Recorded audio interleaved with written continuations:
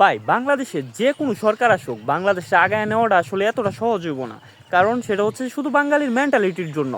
আপনি দেখতে পারবেন বাংলাদেশে যদি আবার কখনো করোনা আসে বা কোভিড-19 আসে, তাহলে তারা হচ্ছে যে ইয়ার দাম বাড়ায় দিবে, কাপড়ের দাম বাড়ায় দিবে। কষ্টকর হলেও সত্য, বাঙালি যদি কোনোভাবে জেনে যেতে পারে যে কিয়ামত কবে হবে, তখন দেখবেন যে তারা ইয়া বাড়ায় দিতেছে। পাঞ্জাবি, টুপি, জায়নামাজ, তাসবি যে এসবের যে দাম আছে ওইগুলো বাড়ায় দিবে। এগুলো বাড়ায় দিতে পারে তারা একদমই ভাববে না, তাদের মেন্টালিটি এরকম।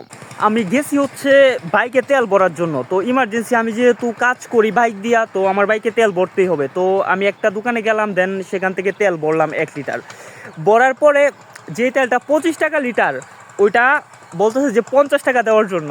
দেন আমি 50 টাকা দিলাম। তারপর উনি আবার বলতেছে যে ভাই তেল তো কোনো জায়গায় নাই, আমি আপনাদের উপকার করার লাগে, আপনাদের সেবা করার লাগে এই কিছু তেল আছে এটি দিতেছি। আরে ভাই সেবা করবা যখন, তাহলে 25 টাকার তেল কিভাবে 50 টাকা হয়?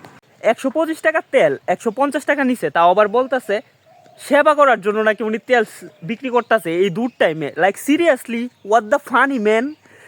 যদি এরকমই হয়, মানুষ মানে করতেছে তেল স্টক করতেছে, ভাই হাস্যকর এগুলা। গাজি ট্যাঙ্কের ভিতরে, মানে যে ট্যাঙ্কে পানি থাকে ওই ট্যাঙ্কে তেল স্টক করতেছে ভাই।